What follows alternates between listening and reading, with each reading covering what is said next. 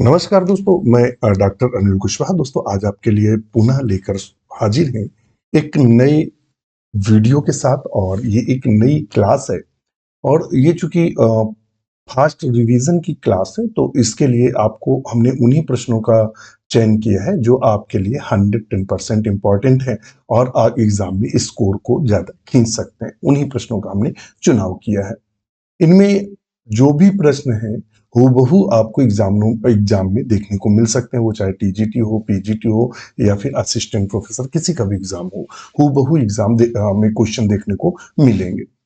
तो आज का जो हमने टॉपिक चुना है, लगभग सभी टॉपिक के कुछ कुछ क्वेश्चन लेकर चल रहे हैं।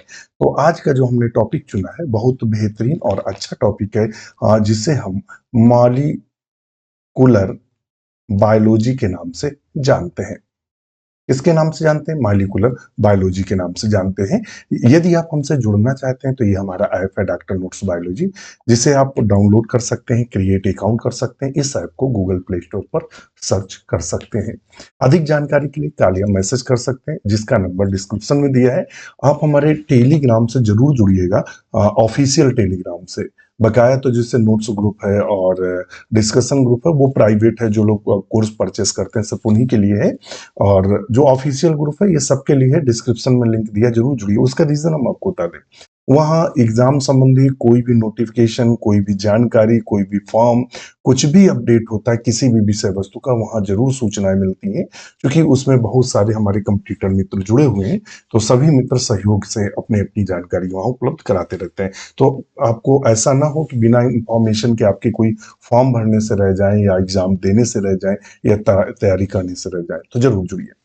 क्वेश्चन नंबर फर्स्ट पर नजर डालते हैं और सबसे अच्छा क्वेश्चन है। कहता है ए न्यूक्लियोसोम कंसिस्ट ऑफ। कहता है एक जो न्यूक्लियोसोम होता है वो कंसिस्ट होता है। एक्चुअली में न्यूक्लियोसोम क्या होता है पहले अगर देख लें तो पैकिंग ऑफ डीएनए। ये क्या होता है जब आप पढ़ेंगे, पैकिंग ऑफ डीएनए। डीएनए की जो पैकिंग होती है वो पैकिंग का एक रूप है न्यूक्लियोसोम। न्यूक्लियोसोम के बाद आता है सोलेनॉइड। ये क्रम आता है। जब मैंने आपकी क्लास ली है, अगर आप देखेंगे तो क्लास ली है मॉलिक्यूलर बायोलॉजी में, तो उसमें हम न्यूक्लियोसोम, सोलेनॉइड, क्रोमैटिड्स, क्रोमोसोम, इस तरह से सब आपको पढ़ाया है। तो ये बहुत अच्छा है और ये बहुत इंपॉर्टेंट टॉपिक है। तो न्यूक्लियोसोम क्या होता है? पैकिंग ऑफ डीएनए होता है। डीएनए एक्चुअली में बहुत लंबा और बहुत बड़ा होता है। फिर ऐसे में पाया जाता है जो सेल होती है, और एक्चुअली में जो एक सेल होती है वो हमें दिखाई नहीं देती है, अविद्रस, इनकॉन्स्पिकुअस होती है, सिंगल सेल। फिर उसके अंदर केंद्रक पाया जा रहा है, फिर केंद्रक के अंदर बहुत लंबा डीएनए पाया जा रहा है। तो आप समझ रहे हैं इतना लंबा डीएनए कैसे होता है? तो पैकिंग होती है, विशेष पैटर्न में लिपटे रहते हैं। तो न्यूक्लियोसोम की बात करें तो इसमें क्या होता है कि जो डीएनए हेलिक्स होता है, क्या होता है? डीएनए का जो हेलिक्स होता है उसकी पैकिंग होती है। और ये जो न्यूक्लियोसोम होता है, ये कुछ विशेष प्रकार की प्रोटीन पाई जाती हैं। और कौन सी प्रोटीन पाई जाती है? तो हिस्टोन प्रोटीन पाई जाती है। कौन सी पाई जाती है? हिस्टोन।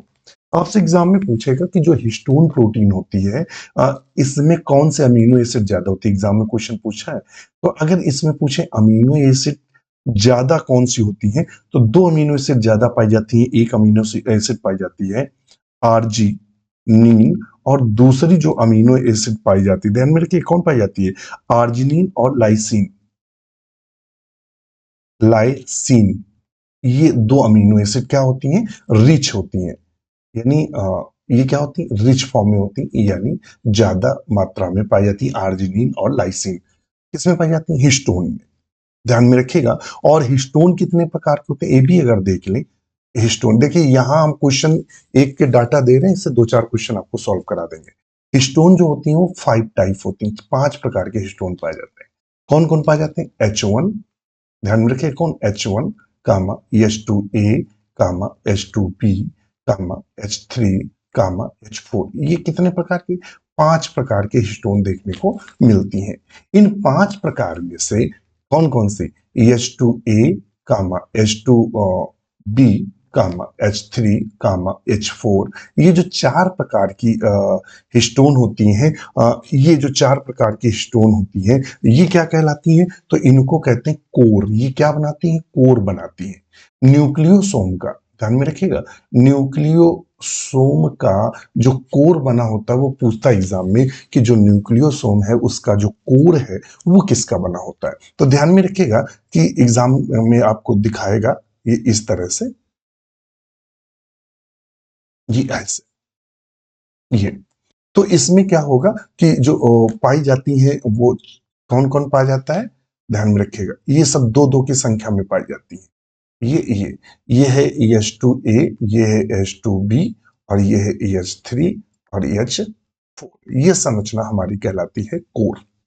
ये किसमें होते हैं, आक्टमर, यानी दो की संख्या में ये दो पाई जाती हैं, ये दो पाई जाती हैं, ये दो पाई जाती हैं, और ये दो। इस प्रकार ऑक्टोमर स्ट्रक्चर होता है। कैसा होता है, ऑक्टोमर, ऑक्टोमर यानी 8 की संख्या में ये दो, ये दो पाई जाती है, ये दो, ये दो, ये तो इस तरह कितने 8 ये पाई जाती है। ये संरचना कोर कहलाती है।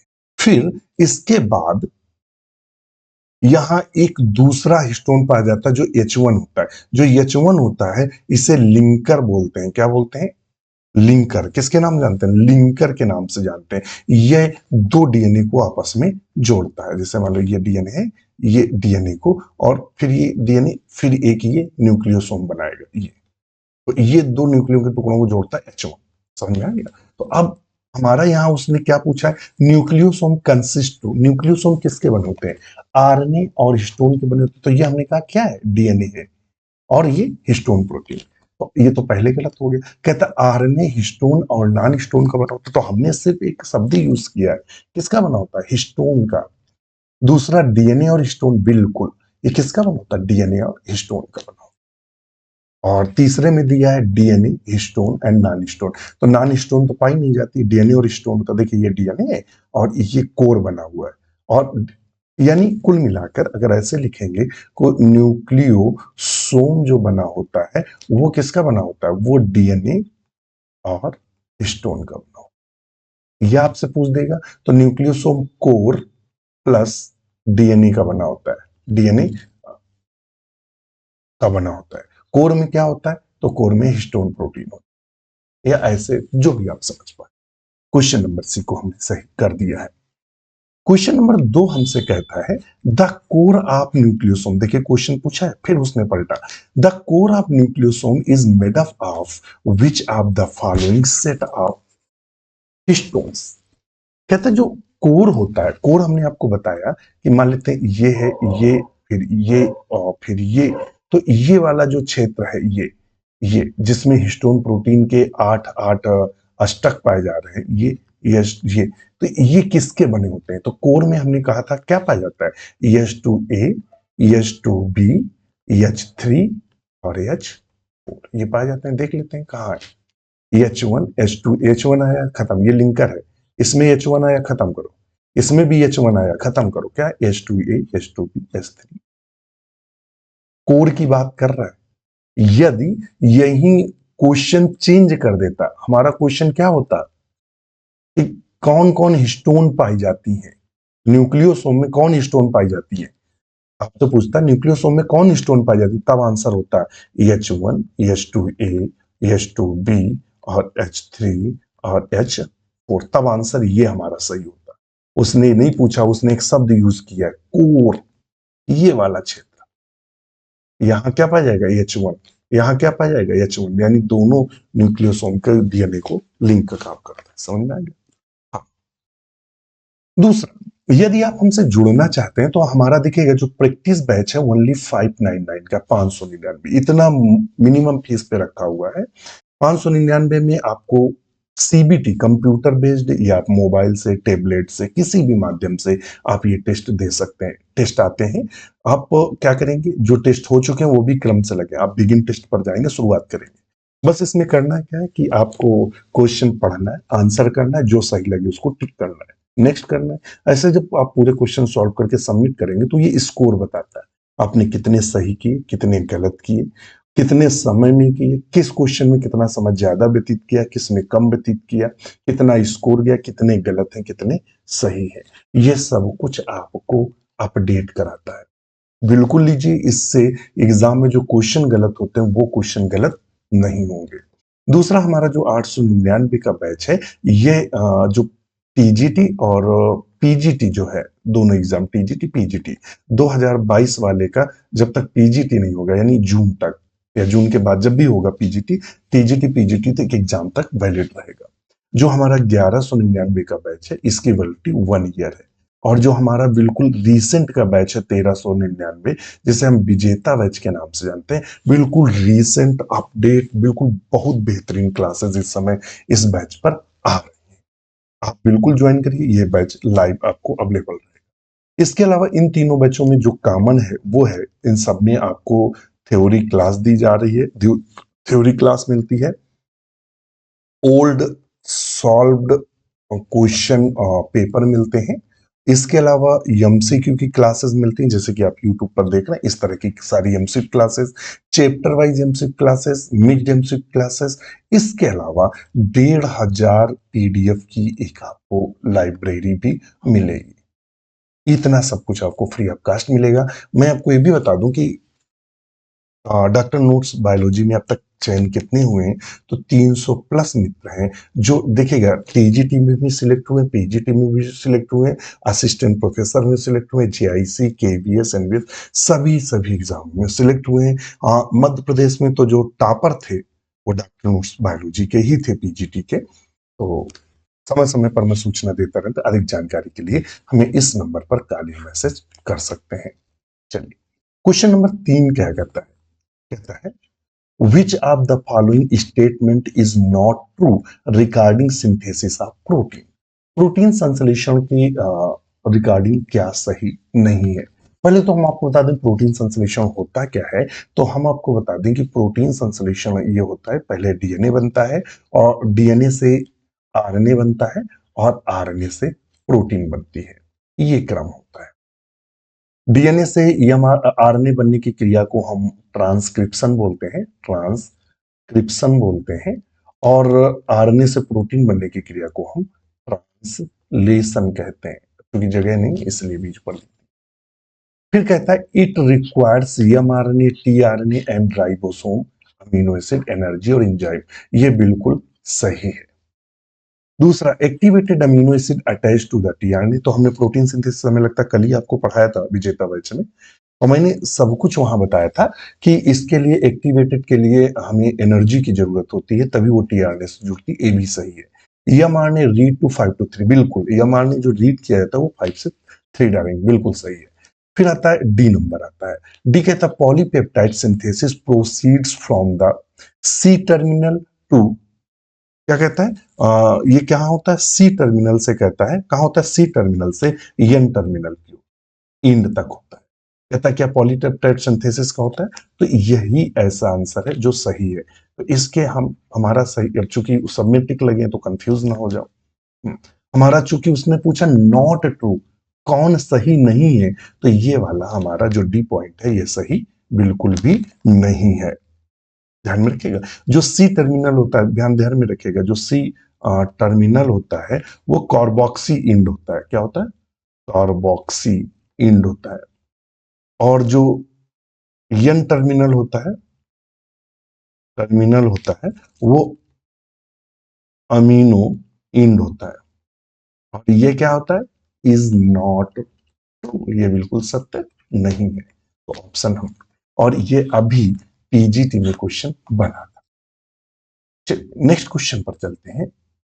फिर कहता है antibodies cure disease bye, antibodies जो डिजीज को क्योर करता है, या जो विभिन्न प्रकार की दवाइयां हम लेते हैं, एंटीबॉडीज वो क्या करती हैं, रिमूविंग पेन, कहता है दर्द को खत्म कर देती है, कॉम्पिटिटिव इनविटेशन, यानी जो कंपटीशन करती हैं और प्रक्रिया को रोक देती हैं या अवरोध उत्पन्न करती हैं, या turning the pathogen out of body, या पैथोजन को ये बाहर फेंक देती हैं, नन ऑफ एबव। तो ऑप्शन बी हमारा सही होगा, कॉम्पिटिटिव इनविटेशन करती हैं। एक्चुअली में जो एंटी, ध्यान में रखिएगा, जो एंटी बायोटिक होती हैं, बाइंड, ये क्या करती हैं, bind with the precursor needed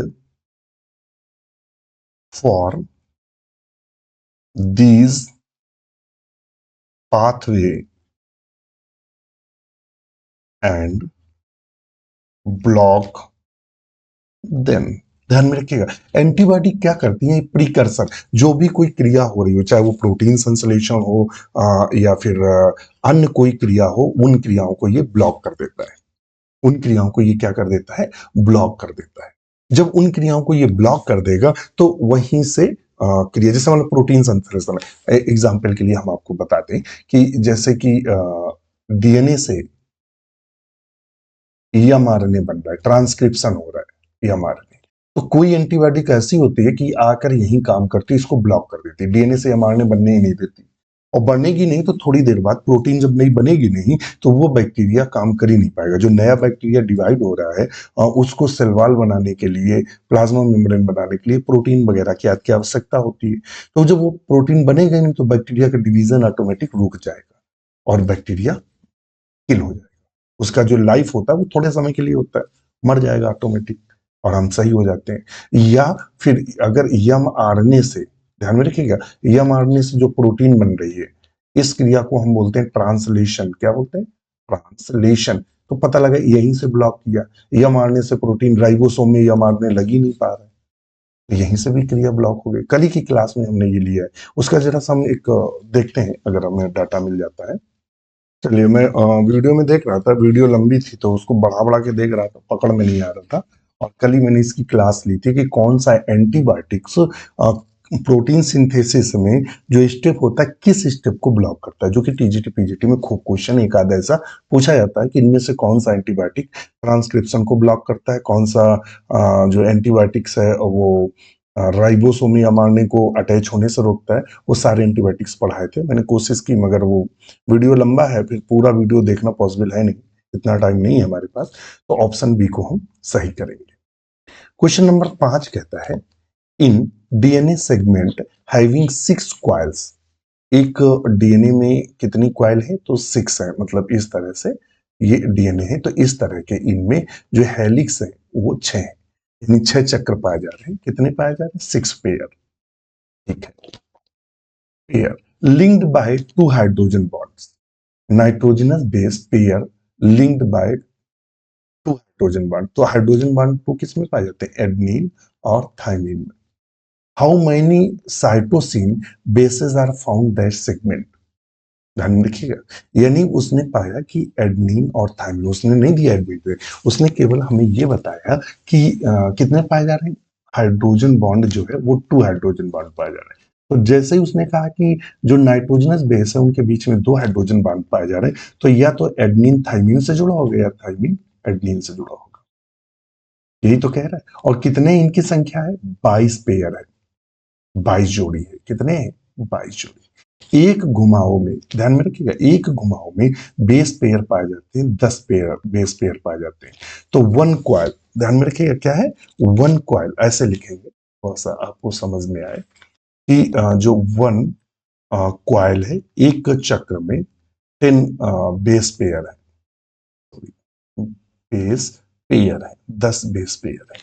तो 6 में कितने होंगे, तो 10 छक्का 60 बेस पेयर, बेस और पेयर है, जिनमें से डबल बॉन्ड वाले यानी एडेनिन थाइमिन बेस पेयर की संख्या 22 है।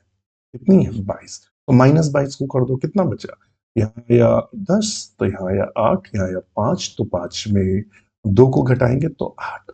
हमारे जो ग्वाइनिन और ट्रिपल बॉन्ड वाले हैं इनकी संख्या होगी 38 पेयर। कितनी होगी, 38 पेयर। तो 38 पेयर तो नहीं देंगे, केवल 38 लिखेंगे, क्योंकि उसने साइटोसिन की संख्या पूछी है, तो 38 ये होंगे, 38 ये होंगे। तो साइटोसिन की संख्या कितनी होगी, 38। देख लेते हैं कहीं लिखा हुआ है, हाँ, तो ये लिखा हुआ है, ऑप्शन बी को हम सही करें। नेक्स्ट क्वेश्चन पर चलते हैं, 6 नंबर।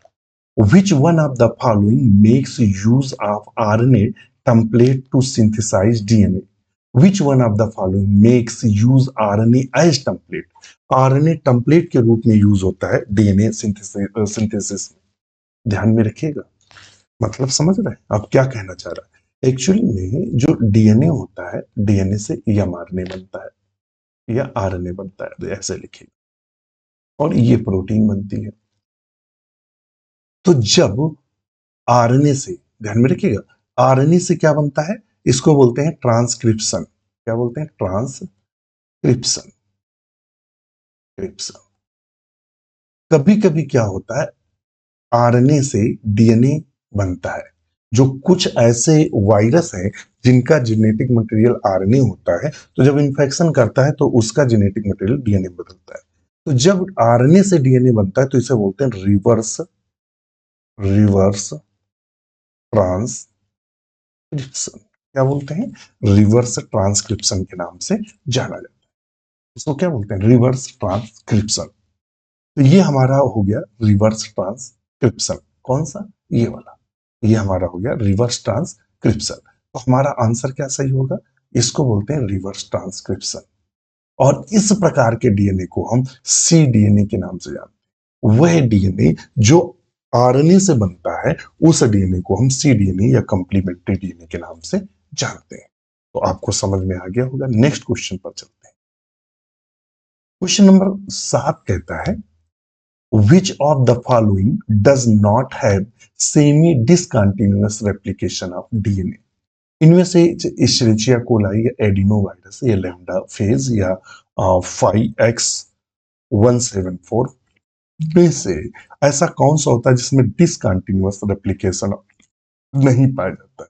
तो वो है एडिनो वायरस। रट के रखिएगा, किसमें? Adeno virus. नेक्स्ट क्वेश्चन है, HNO2 इंड्यूस, HNO2 जो है nitric acid induce mutation adenine is deaminated of hypoxanthine. किसमें कर लेता है? Hypoxanthine. This will ultimate lead to replaced adenine thymine pair by. Adenine और थाइमिन पेयर को किसमें रिप्लेस करता है? तो हम आपको बताते हैं कि जो HNO2 होता है एंड यूवी रेज, ध्यान में रखिएगा, हम बहुत मार्क की बात करते हैं। हमारे वीडियो जो होते हैं बहुत सूक्ष्म किस्म के होते हैं, और वीडियो जो होते हैं, अगर आप एक क्वेश्चन देख रहे होंगे तो इतनी क्षमता आप में डेवलप हो जाती है कि उसके इर्द गिर्द के कम से कम आप 10 क्वेश्चन सही कर सकते हैं। मैं इस प्रकार का आपको डाटा प्रोवाइड कराता हूं और ऑथेंटिक डाटा कराता हूं। 300 प्लस मित्र जो सिलेक्ट हुए हैं वो हवा में नहीं हुए, मतलब ऐसा कोई हमने जादू की छड़ी की हो। कंटेंट अच्छा था, कंटेंट में मेहनत करते हैं। और मैं आपको बता दूं, ये जो वीडियो शूट हो रहा है रात के 12 बज रहे हैं। ये वीडियो हम आपको अभी तो उपलब्ध नहीं कराऊंगा, समझ लो इतनी व्यस्तता है, बोर्ड एग्जाम है, सब इतनी व्यस्तता होने के बाद अब आपको लिए वीडियो भी लाना हमारे लिए चैलेंजिंग होता है, क्लास लेना भी चैलेंजिंग होता है। मैं इतनी मेहनत करता हूं कि अब ये वीडियो रात को लगभग 12 बजे आप सो रहे होंगे तब मैं शूट करता हूँ। जब नोट्स मैं बनाता हूँ तो रात को 1-1 बजे तक मैं नोट्स बनाता हूँ, क्योंकि जो काफी टाइम होता है वो कॉलेज में गुजर जाता है। तो टाइम इस तरह से करना पड़ता है, तब आपको ये चीजें मिल पाती हैं। HNO2 एंड यूवी जो रेस हैं, ये क्या प्रोड्यूस करती हैं? तो कहता है प्रोड्यूस यानी उत्पन्न करती हैं। क्या उत्पन्न करती हैं? तो हाइपोजेंथिन। जेंथिन।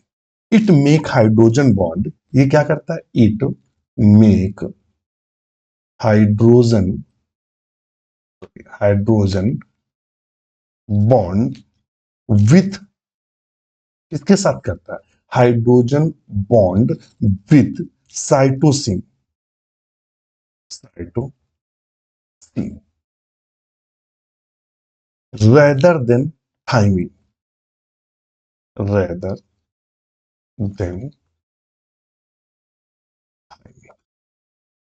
ध्यान में रखिएगा, तो थाइमिन की जगह क्या आ जाता है? साइटोसिन। तो हमारा ऑप्शन होगा जी, सी, ग्वानिन और साइटोसिन। तो ऑप्शन बी को हम सही करेंगे। नेक्स्ट क्वेश्चन है, which is not true about चारगाफ equivalence rule. जो चारगाफ ने, देखिए वाटसन और क्रिक ने डबल हेलिक्स मॉडल दिया था, फिर उसके बाद चारगाफ ने नाइट्रोजनस बेस के आधार पर बहुत सारी चीजें बताई। उनका कहना था कि जो प्यूरिन होती है इज इक्वल टू पायरीमिडीन होता है, ध्यान में रखें। और प्यूरिन के लिए हमने थ्योरी क्लास जब विजेता बैच मिली थी तो एक ट्रिक बताई थी। हमने कहा था ये डबल रिंग होता है, जो अक्सर क्वेश्चन पूछता है। हमने इसमें एक ट्रिक बताई थी कि पूजा ने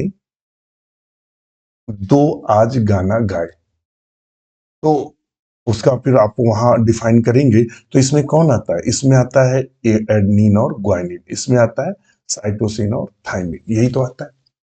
कहता है एक दूसरे के बराबर हो, क्या होते हैं? एक दूसरे के बराबर,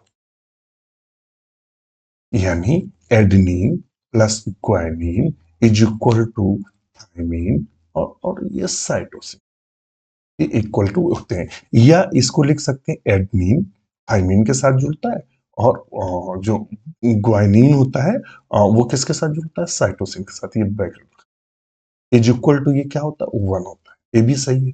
तो देखिए ATGC, तो ये तो बिल्कुल सही है, ये भी सही है। और TA, देखिए ये चाहे ऊपर लिख दो चाहे नीचे, TAGC, ये भी सही है। आ गया A/T/G यही गलत है। तो ऑप्शन हमारा क्या सही है? Not true. और जबकि हमने होता है G और C इक्वल टू क्या होता है? 1। ए भी सही है, ए भी। हमारा गलत कौन है? तो ऑप्शन गलत कौन सा है? अच्छा पहले इसको इरेज कर दें, सब क्वेश्चन गलत ना कर दें। तो हमारा इस हिसाब से कौन सा गलत है? बी, जो चार घात के रूल को फॉलो नहीं करता है। क्वेश्चन नंबर 10 कहता है the main role of nucleolus, जो न्यूक्लियोलस होता है in a nucleus is, nucleolus का कार्य क्या होता है? फंक्शन क्या होता है? जो कोशिका बताया था तब हमने इसका फंक्शन आपको बताया था कि न्यूक्लियोलस का मुख्य कार्य होता है राइबोसोम को सिंथेसिस करना, राइबोसोमल सिंथेसिस करना, तो RNA का निर्माण करना। तो ऑप्शन होगा राइबोसोमल सिंथेसिस। नेक्स्ट क्वेश्चन है the tRNA molecule has a T pseudouracil loop, the pseudouracil loop in the case stand for, इस निशान का मतलब क्या है? ध्यान में रखिएगा, बड़ा अच्छा क्वेश्चन है और यही क्वेश्चन हमने आपको थ्योरी क्लास में बताई थी। इसमें बताई थी थ्योरी क्लास। तो थोड़ा सा हम बोर्ड पर चलेंगे, क्योंकि बहुत उम्दा क्वेश्चन है, तो हम बोर्ड की ओर रुख करेंगे और अपने बोर्ड को ओपन करेंगे। तो ये आप अगर नजर डालेंगे, हम एक पेन ले लेते हैं और रेड कलर का लेते हैं, तो थोड़ा सा समझ में आएगा। ये tRNA है, ये वाला जो सिरा है वो इसका तीसरा एंड है और ये सिरा जो है वो पांचवा एंड। कौन सा है? पांचवा एंड है। इस सिरे से अमीनो एसिड जुड़ते हैं और वो पूछ देता है कि तीसरे सिरे पर कौन से नाइट्रोजनस बेस होते हैं, तो CCA होता है। क्या होता है? CCA ये होते हैं, रख लीजिएगा। इस वाले सिरे को हम एक्सेप्टर स्टेम के नाम से पूछ देते हैं।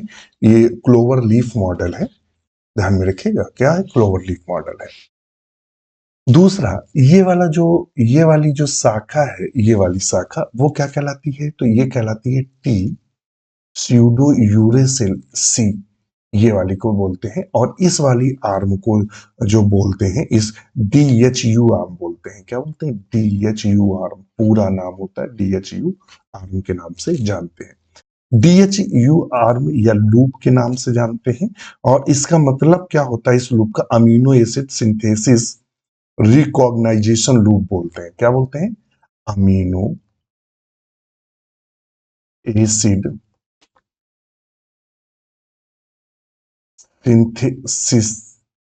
सिंथेसिस रिकॉग्नाइजेशन लूप के नाम से इसको जानते हैं। इस लूप को हम एंटी कोडान लूप के नाम से जानते हैं। तो इसमें से जो ये निशान है, ये शो करता है स्यूडो यूरेसिल को। इसका मतलब होता है स्यूडो यूरेसिल। इस निशान जो थाइमिन, स्यूडोयूरोसिल और साइटोसिन जो आर्म होती है, इसमें इसका मतलब होता है स्यूडोयूरोसिल। यही उसका कहना था। तो अब हम चलते हैं अपने उस पर।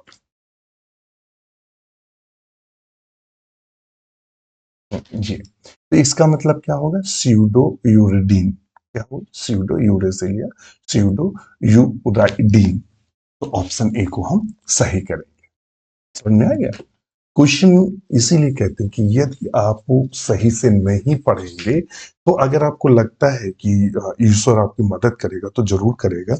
वो तभी मदद करेगा जब आप प्रॉपर मेहनत करेंगे। अब आप पता लगा मैं रात को 12 बजे तक जग-जग के मेहनत कर रहा हूँ पढ़ाने के लिए और आप 9 बजे, 10 बजे तक आराम से इंस्टाग्राम या फ़ेसबुक पर चैटिंग कर रहे हैं। मीठी बातें हो रही हैं और उसके बाद आप चाह रहे हैं कि आप 80 से लेकर 90,000 मंथ की एक सैलरी वाली जॉब पा जाएँ, तो ये कैसे संभव है? मतलब मैं ऑलरेडी जब गवर्नमेंट जॉब करता हूँ, तब मैं रात को 12-1 बजे तक डेली पढ़ता हूँ और आप ये उम्मीद लगाए बैठे हैं कि मैं बिना पढ़े नौकरी पा जाऊँ, तो कैसे पॉसिबल है? नेक्स्ट क्वेश्चन देखते हैं। Which of the following is nucleotide? इनमें से न्यूक्लियोटाइड क्या है? तो देखिएगा जो साइटिडीन है, ये राइबोज शुगर और साइटोसिन मिलकर साइटिडीन बनाता है। और ग्वाइनाइलिक जो एसिड है, ध्यान में, ग्वाइनाइलिक एसिड, ये न्यूक्लियोटाइड है। क्या है? न्यूक्लियोटाइड है। क्या है? न्यूक्लियोटाइड है। इसके अलावा थाइमिडीन जो है, थाइमिडीन क्या है? ये राइबोज शुगर और थाइमिन के मिलने से जो ये है न्यूक्लियोसाइड। क्या है? न्यूक्लियोसाइड। देखिए ये न्यूक्लियोसाइड है, ये न्यूक्लियोसाइड है, ये तीनों न्यूक्लियोसाइड है, जबकि ये न्यूक्लियोटाइड है। अब आप कहेंगे सर ये कहाँ है? तो मैंने कल ही क्लास ली थी, उसमें हमने सारे के सारे चारों बेस पेयर में कौन न्यूक्लियोसाइड बनाता है, कौन न्यूक्लियोटाइड, उनके नाम क्या होते हैं, तो आप वहां जाके देखेंगे। ऑप्शन बी को हम सही करेंगे। क्वेश्चन है, और ये मैंने कल ही इसको पढ़ाया था। The sigma factor is component of, और ये क्वेश्चन पीजीटी में भी बन चुका है और असिस्टेंट प्रोफेसर में भी बन चुका है। ध्यान में रखिएगा, मैं पहले बता देता हूँ, प्रोफेसर में बन चुका है। जो सिग्मा फैक्टर है वो पाया जाता है आरएनए पॉलीमरेज। किसमें पाया जाता है? आरएनए पॉलीमरेज में। आरएनए पॉलीमरेज दो चीजों से मिलकर बना होता है। एक होता है कोर प्लस सिग्मा फैक्टर। अगर आपसे पूछ देगा कोर किसका बना होता है, तो ये 5 का बना होता है। 2 बीटा होते हैं, 2 अल्फा होते हैं और एक जो होता है एपिसाइलन होता है। ये इनके मिलने से कोर बनता है। और सिग्मा फैक्टर, ये मिलकर क्या बना देते हैं? आरएनए पॉलीमरेज बनाते हैं। तो सिग्मा फैक्टर किसका कंपोनेंट है? RNA polymerase. सिग्मा फैक्टर काम किसका करता है? तो जब रेप्लिकेशन होता है तो उसमें इनिशिएशन का काम करता है, प्रमोटर का काम करता है। सिग्मा फैक्टर किसका काम करता है? प्रमोटर का काम करता है। अगर एग्जाम में पूछ दे कि सिग्मा फैक्टर किसका कार्य करता है, तो प्रमोटर का करता है। इसमें एक होता है रोहो फैक्टर। कौन सा होता है? रोहो फैक्टर। ध्यान में रखिएगा, हम आपको दोनों बता रहे हैं। रोहो फैक्टर जो होता है वो टर्मिनेशन का कार्य करता है। किसका करता है? टर्मिनेशन, मतलब रोक देता है। जो रेप्लिकेशन होता है उसको रोक देता है रोहो फैक्टर। तो मान लेते हैं अगर आपसे पूछते तो दोनों चीजें आप बताएंगे। नेक्स्ट क्वेश्चन पर चलते हैं। अच्छा, इसका आंसर हमने किया है?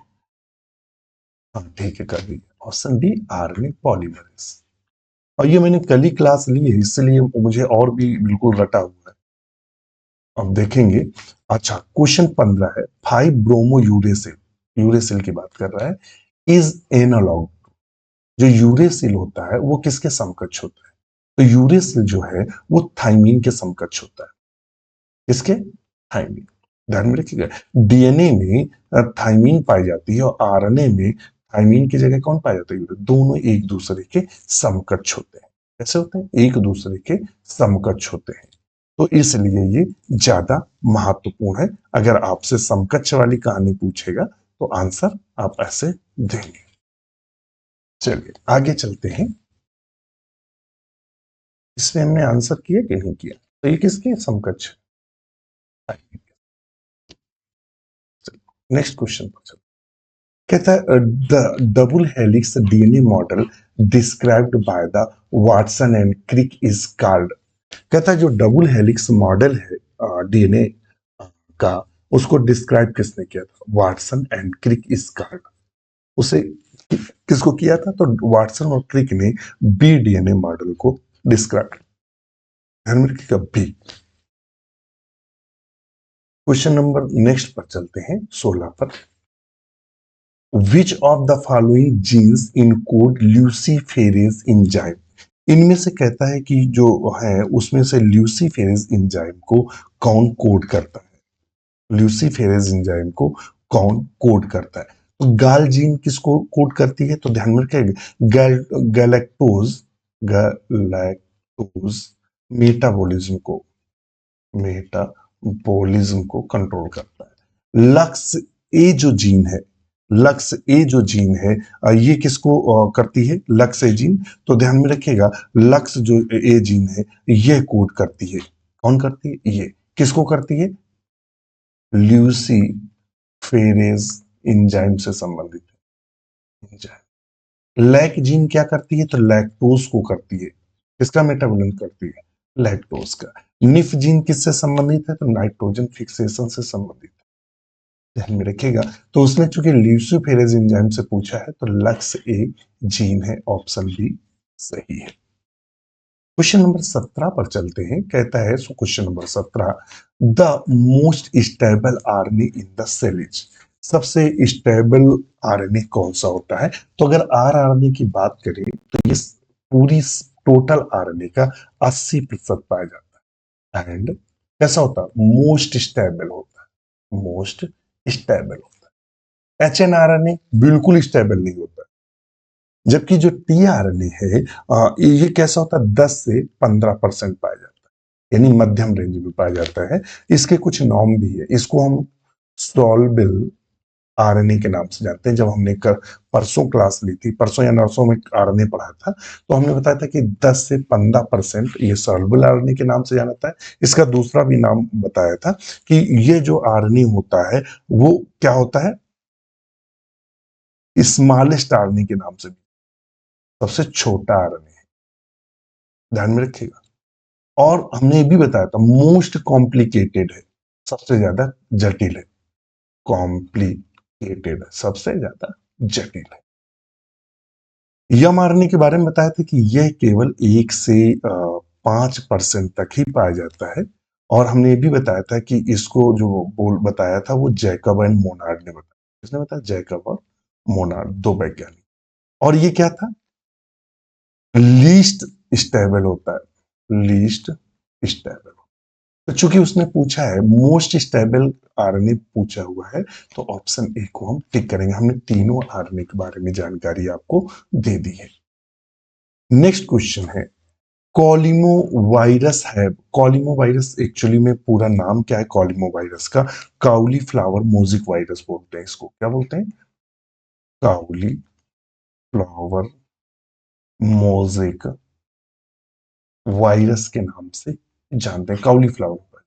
एक्चुअली में ये प्लांट वायरस है, मगर ये एक्सेप्शनल है, एक्सेप्शन है इसमें, इसमें डबल स्टैंड डीएनए पाया जाता है, क्या पाया जाता है, डबल स्टैंड डीएनए, इसीलिए ये एक्सेप्शनल है, इसीलिए क्वेश्चन पूछा गया, तो ऑप्शन बी है।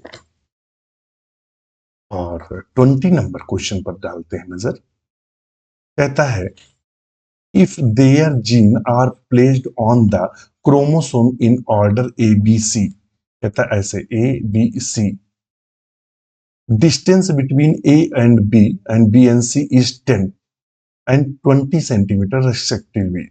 What will be the percentage double cross over between their, कितना परसेंट होगा। तो ध्यान में रखिएगा इनका अगर हम परसेंट निकालेंगे तो इनका डिस्टेंस कितना है, 20 सेंटीमीटर है, कितना है, 20 सेंटीमीटर, यही निकाला है। और कितने दूरी पर है, 10 पर, तो ये टोटल कितना जाता है, तो ये बनेगा जाके 30। तो अगर हम 30 इंटू 100/100 करेंगे तो लगभग ये बनेगा 30%, कितना बनेगा, 30%, ऑप्शन देंगे 30%। नेक्स्ट क्वेश्चन है, which of the following mutagens cause depurination, इनमें से डीप्यूरिनेशन कौन करता है। तो इसमें डीप्यूरिनेशन HMS करता है। HMS का मतलब होता है एथिल, क्या होता है, एथिल मिथेनो सल्फोनेट के नाम से जानते हैं, सल्फोनेट के नाम से जानते हैं। यह क्या करता है, यह ऐसा उत्परिवर्तक कारक है या उत्परिवर्तन उत्पन्न करता है जिसमें डिप्यूरिनेशन हो जाता है। तो ऑप्शन हम क्या सही करेंगे। तो आज के लिए इतना ही। वीडियो कैसा लगा कमेंट जरूर करिएगा, लाइक शेयर करिएगा, अपने दोस्तों के साथ जरूर करिएगा। बड़ी मेहनत के साथ वीडियो बनाते हैं, जब आप सो रहे होते हैं तब हमें मेहनत करनी पड़ती है। तो मैं ये आशा करता हूं कि आप भी हमारा सपोर्ट करेंगे और वीडियो को शेयर करेंगे और लाइक सब्सक्राइब करेंगे। इसके साथ आज्ञा दीजिए।